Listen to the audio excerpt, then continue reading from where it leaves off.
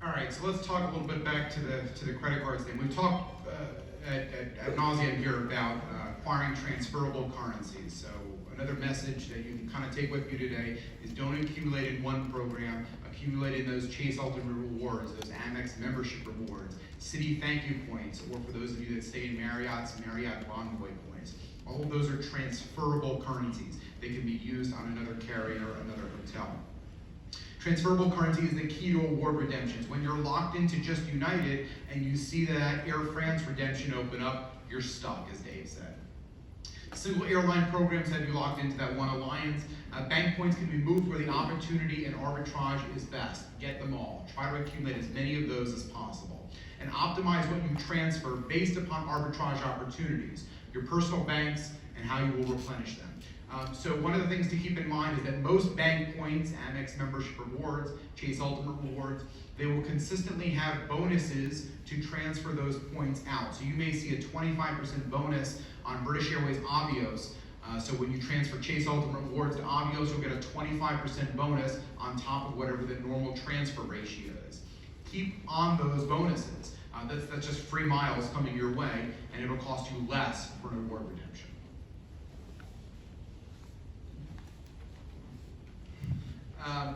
Get a few sign-up bonuses, even in one currency, and you are golden. So if you can get, let's say, 3 cards that accumulate Chase Ultimate Rewards, and you accumulate, let's say, 150,000 points, that's enough for a very decent ticket in a premium cabin, or, for example, multiple economy redemptions.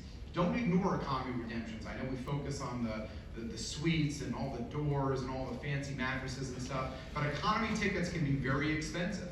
Think of that example to Australia. While first class is $15,000, you can easily see coach at $1,500, $2,000, depending on the time of year. So certainly those miles and points can be used for economy strategically. So if we're talking about a Chase Sapphire Reserve, a Chase Freedom, and a Chase In-Card, the traditional sign-up bonuses you'll see up on the screen, usually 50,000 points for the Reserve, 15,000 for the Freedom, and 80,000 for the In. That can change, but on average, that's your traditional sign-up bonus for either one of those cards. That's 145,000 points in sign-up bonuses, plus 9,500 points to meet the minimum spend. Remember, you're earning at least 1 point per dollar on that minimum spend, so that's not counting any bonus categories, that's not counting anything extra. That's just a minimum you'd possibly earn based upon 1 point per dollar. At minimum, you're getting 154,500 Chase Ultimate Rewards points, and that is worth, at minimum, $2,300 towards travel. So who's kind of happy with that? If you had $2,300 right now, and I kind of wrote you a check with those Chase Ultimate Rewards points, would you be happy? Yes? Show of hands. Show of hands. You realize I'm about to prove you wrong, right? Because of course you are. It's $2,300. You did nothing. You got $2,300. We all love free money. But there is more. And so by learning how to do strategic transfers of these points, you can get way more than that. So even if you don't want to put a ton of time into these, that's the base level you can get. But in this example, you got those 3 credit cards. Maybe it took you a year, whatever. Now you've got those points. Top those up, you need about $10,000 more to spend, less if you're taking advantage of bonus categories.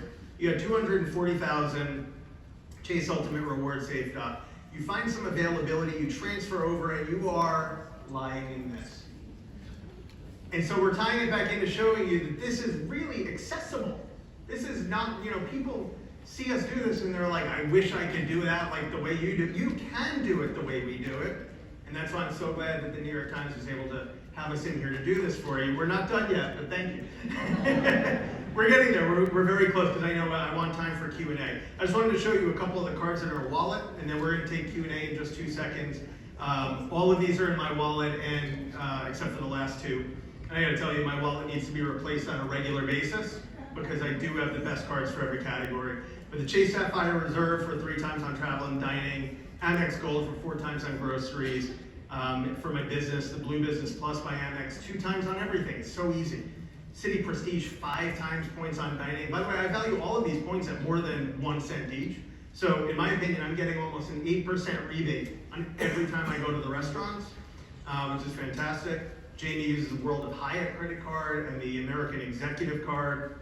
You wanna talk about why you use those? So if I repeated the same cards as David, then obviously there'd be no fun in the slide. So I like to put loyalty in single programs, as we kind of explained. Hyatt's my go-to hotel chain, American's my go-to flying partner. So I like to accumulate more points in those programs because I know how to use them and I stay there often. So kind of taking a little bit of a 180 look at that.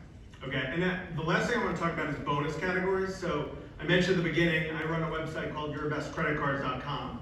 The reason that I built this website is because everyone would always ask me, Dave, which credit card should I get? Which is the best credit card for me?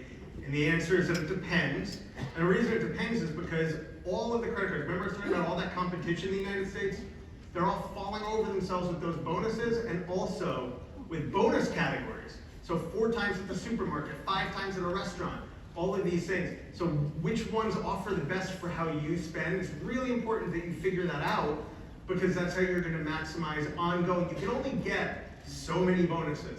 So earning the most, if you're earning 1 times on dining when you could be earning 5 times on dining over years, that's a business class trip, that's a first class trip. I'm gonna close right after Jamie tells us what he's working on. So obviously this is our contact slide here. We're going to tell you just a little bit, obviously this is the end of the presentation, don't want to But we're doing Q&A. We're going to answer some questions here. Feel free to screenshot this, take a picture, that kind of stuff. You'll see both of our Twitter handles up there, Instagram handles, and both of our emails. I own a site called affordcaptain.com. I write upgraded points. We do in-depth articles about how to redeem points in different airline products and operations. I also do a site called pointssimplify.com, points, plural, simplify.com.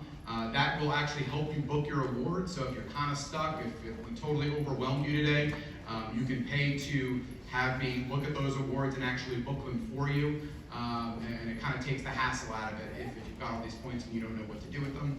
And then I also run a series of seminars, help run a series of seminars called Frequent Traveler University. If you really like what you learned today, March 7th and 8th in Washington, D.C., it's close by. You just take the Amtrak down there.